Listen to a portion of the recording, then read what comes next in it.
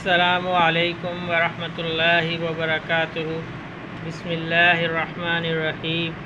آج کی تعلیم حکایت صحابہ رضی اللہ تعالیٰ عنہ چیپٹر نمبر 10 پیج نمبر 143 سے ہے۔ حضرت اسماء بنت ابو بکر رضی اللہ تعالیٰ عنہ کی زندگی۔ حضرت اسماء رضی اللہ تعالیٰ عنہ بنت ابی بکر رضی اللہ تعالیٰ عنہ حضرت ابو بکر رضی اللہ تعالیٰ عنہ کی بیٹی اور عبداللہ بن زبیر رضی اللہ تعالیٰ عنہ کی والدہ اور حضرت عائشہ رضی اللہ تعالیٰ عنہ کی سوتیلی بہن مشہور صحابیات میں سے ہیں۔ شروع ہی میں مسلمان ہو گئی تھیں۔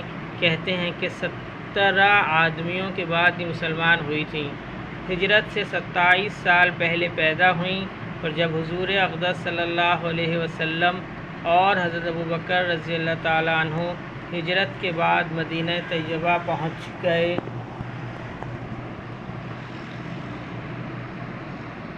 تو حضرت زید رضی اللہ تعالیٰ عنہ کو وغیرہ کو بھیجا کہ ان دونوں حضرات کے اہل و عیال کو لے آئیں۔ ان کے ساتھ ہی حضرت اسماء رضی اللہ تعالیٰ عنہ بھی چلی آئیں۔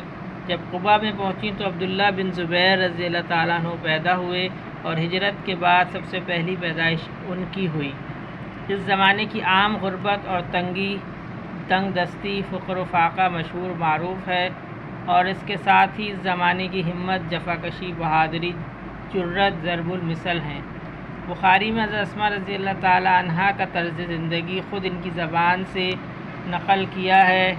فرماتی ہیں کہ جب میرا نکاح زبیر رضی اللہ تعالیٰ عنہ سے ہوا تو ان کے پاس نہ مال تھا، نہ جائیداد، نہ کوئی خادم کام کرنے والا، نہ کوئی اور چیز۔ ایک اونٹ پانی لاد کر لانے والا اور ایک گھوڑا۔ میں ہی اونٹ کے لیے گھاس وغیرہ لاتی تھی اور کھجور کی گٹھلیاں کو کوٹ کر دانے کے طور پہ کھلاتی تھی۔ خود میں پانی بھر کر لاتی، اور پانی کا ڈول پھٹ جاتا تو اس کو آپ ہی سیتی، اور خود ہی گھوڑے کی ساری خدمت، گھاس دانہ وغیرہ کرتی تھی، اور گھر کا سارا کاروبار بھی انجام دیتی تھی۔ مگر ان سب کاموں میں گھوڑے کی خبر گیری اور خدمت میرے لیے زیادہ مشقت کی چیز تھی۔ روٹی البتہ مجھے اچھی طرح پکانا نہیں آتی تھی، تو میں آٹا گوندھ کر اپنے پڑوس کی انصار عورتوں کے یہاں لے جاتی۔ وہ بڑی سچی مخلص عورتیں تھیں، میری روٹی بھی پکا دیتی تھیں۔ حضور اقدس صلی اللہ علیہ وسلم نے مدینہ پہنچنے پر زبیر رضی اللہ تعالیٰ عنہ کو ایک زمین جاگیر کے طور پہ دے دی، جو 2 میل کے قریب تھی۔ میں وہاں سے اپنے سر پر کھجور کی گٹھلیاں لاد کر لایا کرتی تھی، اور میں ایک مرتبہ اسی طرح آ رہی تھی اور گھٹری میرے سر پر تھی۔ راستے میں حضور اقدس صلی اللہ علیہ وسلم مل گئے، اونٹ پر تشریف لا رہے تھے، اور انصار کی ایک جماعت ساتھ تھی۔ حضور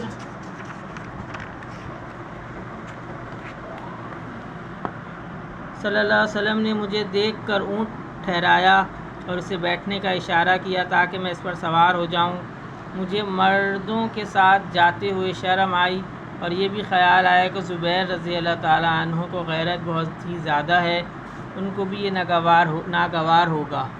حضور اقدس صلی اللہ علیہ وسلم میرے انداز سے سمجھ گئے کہ مجھے اس پر بیٹھتے ہوئے شرم آتی ہے۔ حضور صلی اللہ علیہ وسلم تشریف لے گئے۔ میں گھر آئی اور زبیر رضی اللہ تعالیٰ عنہ کو قصہ سنایا کہ اس طرح حضور صلی اللہ علیہ وسلم ملے اور یہ ارشاد فرمایا، مجھے شرم آئی اور تمہاری غیرت کا خیال بھی آیا۔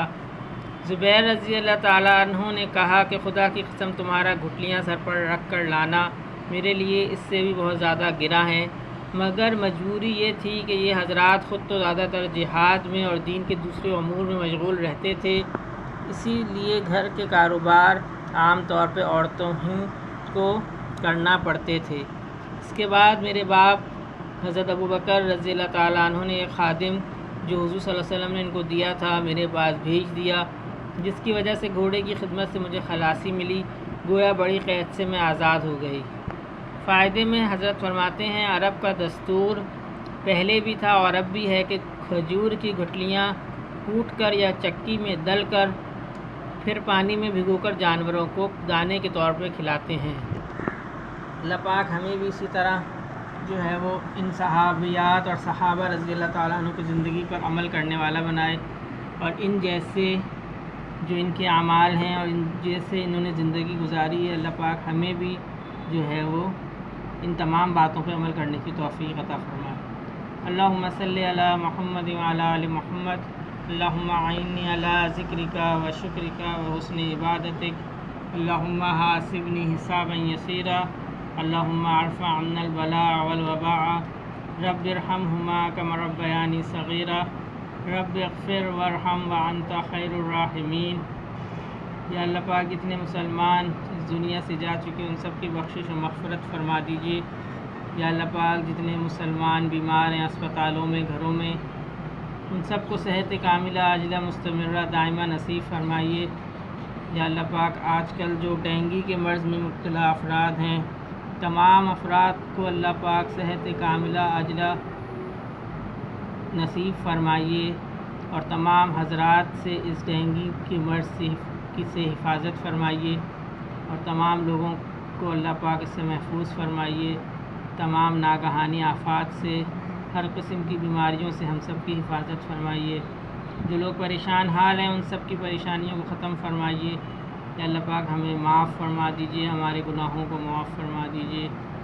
سبحان ربک رب العزت عما یصفون وسلام علی المرسلین والحمد للہ رب العالمین، آمین برحمتک یا ارحم الراحمین۔